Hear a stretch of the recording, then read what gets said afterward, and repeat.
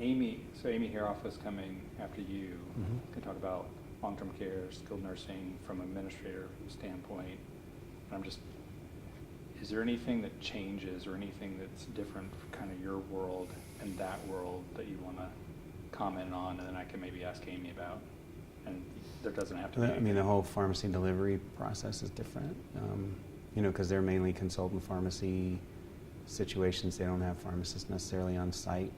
There's a lot of regulations. They're being held to stewardship. Antibiotic stewardship is a big issue in their regulations. Not a whole lot with opioids now, but certainly the medication management. And do you want to talk about home health too, or just long-term care? Probably long-term care. Yeah. Part. She may get into home health. But the skilled nursing facilities have sicker people in them than they ever have before. So whether it's the medications they're using or the complex therapies, that becomes an issue for them.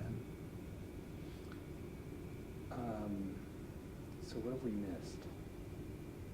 I think that was most of it. I'm looking over here. The other question I'd asked you is whether you wanted to get into operational pharmacy issues like budget and all that kind of fun stuff. But I think that would be good. Again, if you think about administrators, and they kind of walk from different perspectives here, but in terms of administration, that's going to be something that's top of mind, operations and budget and all that stuff. So maybe, we can get into a little bit of that. I'll comment. I think the important part about the pharmacy services at facilities is pharmacists do a whole lot more than just dispense medications. If you think about the role of the pharmacy now, especially as we've moved into a world where medications are a really common therapy, it's going to be one of the most expensive departments within the hospital as they deal with more and more expensive drugs and treatments.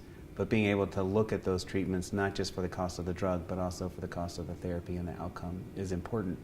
So having the right people in the pharmacy department or within the finance department to help you understand and interpret those issues to make sure you're making the right choices. The most expensive drug could be the least expensive therapy because you have an impact on hospitalization or you have an impact on the outcomes that are related to that.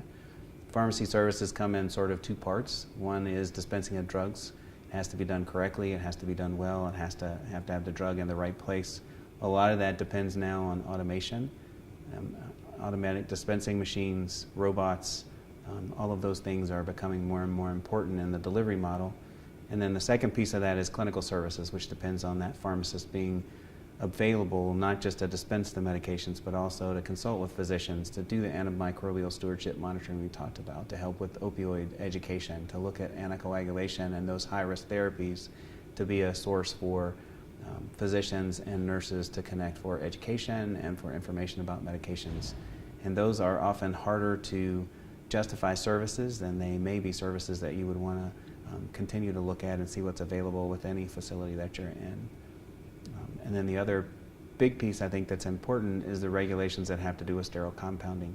Sterile compounding has become much more important over the past few years. The United States Pharmacopoeia has a set of standards that's USP 797. At the end of this year, USP 800, which has to do with hazardous medications, comes out. All of that has to do very complex with the type of environment that medications are mixed in. There's specific things that your pharmacy clean room will need to do. Your pharmacists are going to be the ones that are in charge of that. Your pharmacists are going to be the ones that have to make that happen.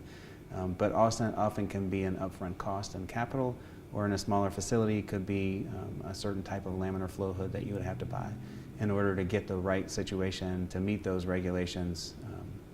Boards of pharmacy and states enforce those regulations.